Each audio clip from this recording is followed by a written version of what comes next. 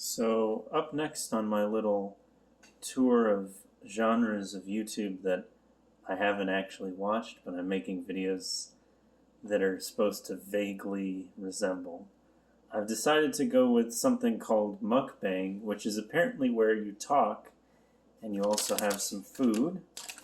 So, I have here my trusty white paper bag, so you can make your guesses about what's in the bag in the comments, but I'm about to reveal it anyway.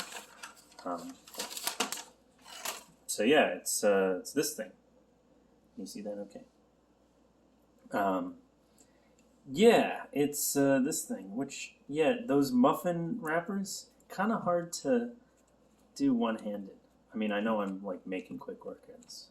I'm like so awesome at peeling the wrappers off of muffins. I should get some kind of award for it, really. But anyways, yeah. So they have like a bakery, like a local bakery. I don't know. So when I like go out to eat, I go to like a lot of chains, a lot of fast food, a lot of stuff like that.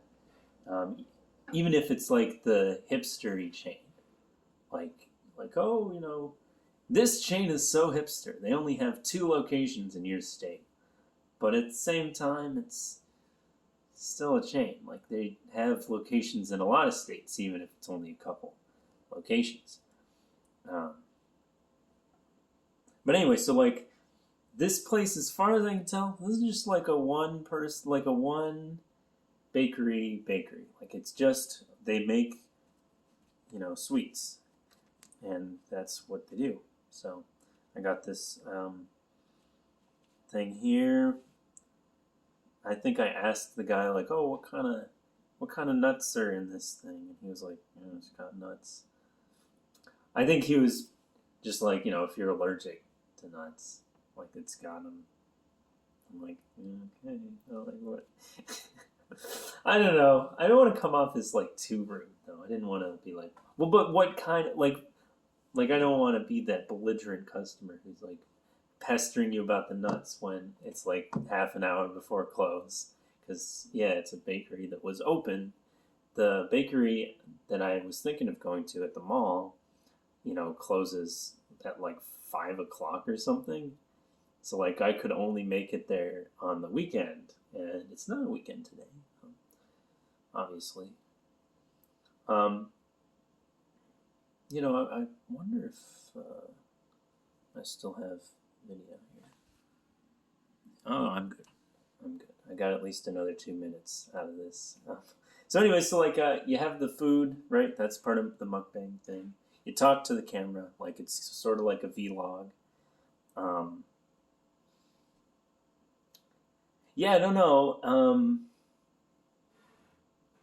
I think maybe like you're supposed to cry or something, but like I'm just too tough to cry. How much of a tough guy I am, of course. Just too tough. Never cried in my life. Never, I never got teased in school or anything for being the crybaby.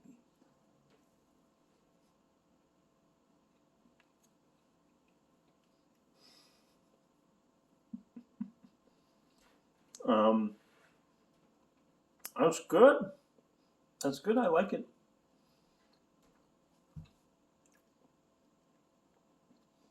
You know how like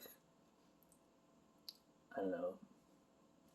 You know how like a chocolate orange tastes exactly like an orange, but it's also made of chocolate, so it tastes like chocolate. This is like a bread orange. It tastes like an orange, but it tastes like bread too.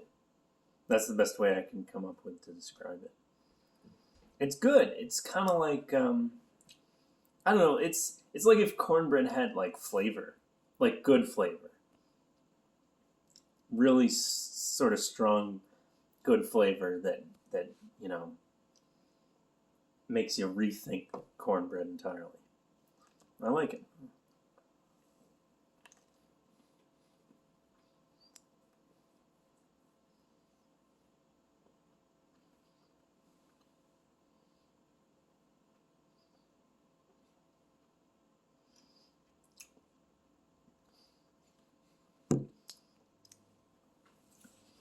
So yeah, I don't know. I think maybe it's like supposed to be like a reaction video too, or like a combination of a lot of things.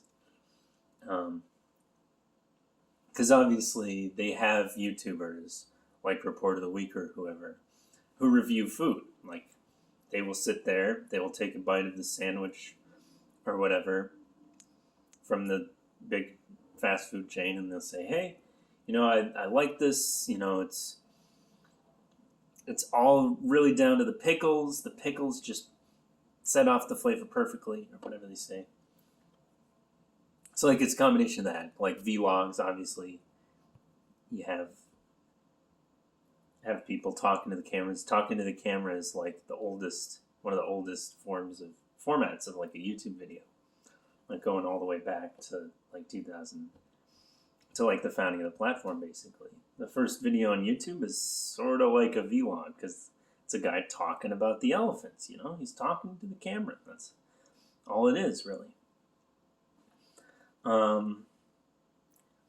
But it's interesting. I wanted to talk about something specific too, and I've kind of just been waffling this whole time. So let me build up the suspense a little bit here.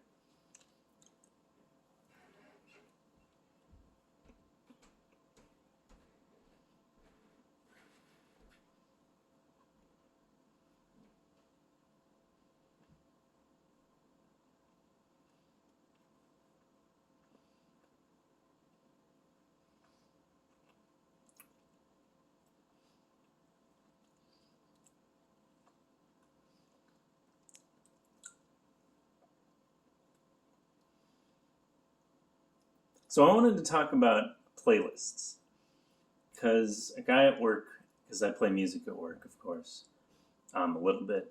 I try and hold myself back a little from playing it like all the time because I worried that I would get too focused on it and I wouldn't be doing my job properly. But I play music at work, and the guy was like, "Hey, how do you like choose the music on your playlist?" And I kind of panicked and started talking really fast. I was like, "Well, you see, I have a lot of different styles and themes. I have themes in mind. I put the music in the themes. I put the tracks with the themes into a playlist. I put them all in. And then, maybe like the tracks, I start to add tracks in that kind of match each other. And then, and I don't know why I was so like jumpy about that. And I think it might be because I don't think about my process.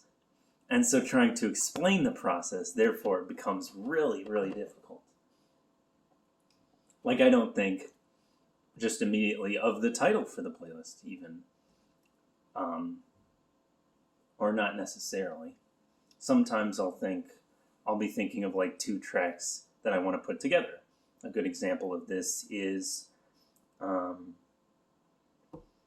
I wanted to put "Say So" by Doja Cat on a playlist with Gwen Stefani's "Really Like You," because I was like, oh, these songs, they would sound good together on a playlist. And then it was only after I had kind of come up with a couple of other tracks to put on there, like "Feels," by Calvin Harris, Katy Perry, Pharrell Williams, and Big Sean, that I was like, oh, yeah, this whole playlist, this has like a good theme. And now I'm blanking on the title. I don't remember the title. But so, it's not always that like I start with the title and then the title is the theme and then all the songs have to match the theme. Like sometimes I hear a song and I'm like, oh my gosh, this song's vibe just works perfectly with this other song that I already know about. And then sometimes I get around to actually making a playlist for that. And so, I wanted to explain this out here so that I could kind of get my thoughts out, said out loud. And obviously talking to yourself is much more widely accepted in society if you have a camera pointed at you while you're doing it. So, it's kind of a combination of factors that resulted in me making this video. And I must have talked past 5 minutes by now. I don't actually know if there's still a limit. Apparently not, because we're at like 10 minutes. Oh my gosh, I didn't even mean to hit the 10-minute marker. But I have more to say, so I'm gonna keep going. I heard, I saw like a comment somewhere. Someone was like, "Yeah, the new 1 hour, the new 10 minutes on YouTube is a 1 hour video." And I was like, that's true. And the new status quo on YouTube is that your video will be covered in ads, and you can't, and you either have to work around that by like sort of being like, okay, I'll put little transitions in my video so that I can have the ad breaks spaced out like this. Or you're just completely done. Like whatever point you were trying to make is cut off by like a mid roll that the guy's like, what's a good example of like a mid roll ad? It's like, as Americans, we're all very different, but we can agree on a couple things. And they have like the picture of the cat and the dog. It's like, baseball should be played twice as fast. It's like, okay, come on, calm down, relax. I get it. You want me to vote or whatever, but I'm like ahead of the game, and so now I almost regret voting so early because now I get all the ads, and I'm like, there's nothing I can do for you, man. I already went and I already went to the place. I already cast the ballot. It's like what you can't, like, this ad has no effect on me at all because I already went and voted like they told me to. And I just did it because, like, the place was open and I